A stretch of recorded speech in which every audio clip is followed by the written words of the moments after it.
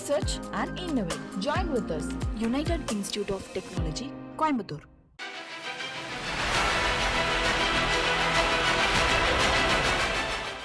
பாமக தலைவர் அன்புமணி ராமதாஸ் மீது அடுக்கடுக்கான குற்றச்சாட்டுகளை முன்வைத்திருக்கிறார் பாமக நிறுவனர் ராமதாஸ். அதீத அதிருப்தியை வெளிப்படுத்தியிருக்கிறார். கடுமையான சொற்களை பயன்படுத்தி அன்புமணியை விமர்சனம் செய்திருக்கிறார். அவர் பேசிய முக்கியமான இந்த பேட்டி இருக்கிறது. அவர் பேசியவற்றை நாம் பார்த்துவிட்டு இது குறித்து தொடரலாம். நான்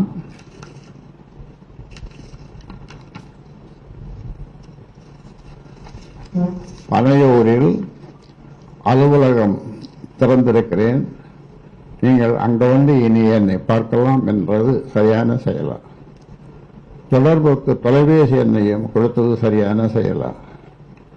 4 சுவற்றுக்குள் பேசி முடிக்க வேண்டிய விஷயத்தை நடுவீதிக்கு கொண்டு வந்தது யார்? அழகான ஆளுயர கண்ணாடி என்ற கட்சியை ஒரே நொடியில் உடைத்து நொறுக்கியது யார்? கட்சியை ஒரு நொடியில் உடைத்ததை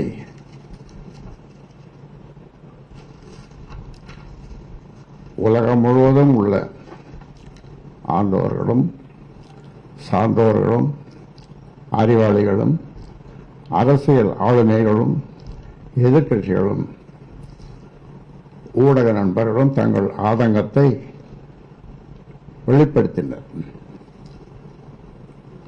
அன்புமணி இன்னும் பக்குவப்படவில்லையே என்று பெரிதும் வருந்தினார்கள். கடந்த 45 ஆண்டுகளாக இந்த இயக்கத்தை சங்கம் கட்சி அண்ணா சொன்னது போல கடமை, கண்ணியம், கட்டுப்பாடோடு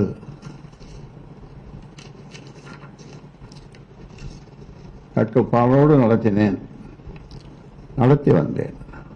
அதற்கு ஒரு களங்கத்தை அன்புமணி ஏற்படுத்திவிட்டார். கடந்த காலங்களில் நான் அடைந்த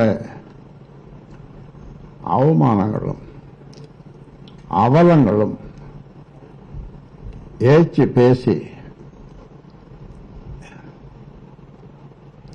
ஏளனும் எள்ளி நகையாளர்களும் ஈட்டி போன்ற இழி சொற்களையும் இந்த ஊமை சனங்களுக்காக எளிதில் கடந்து வந்துவிட்டேன்.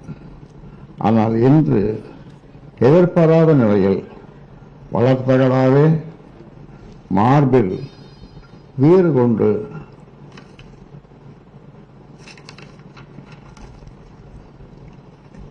இடித்ததில் நான் நிலை குறைந்து போய்விட்டேன். ஆனால் ஒன்று, இதையும் நான் வெற்றியோடு கலந்து செல்வேன்.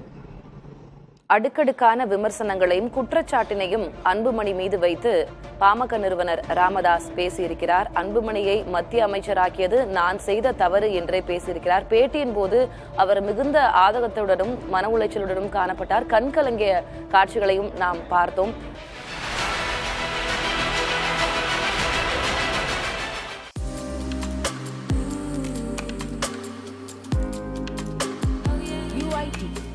Research and innovate. Join with us.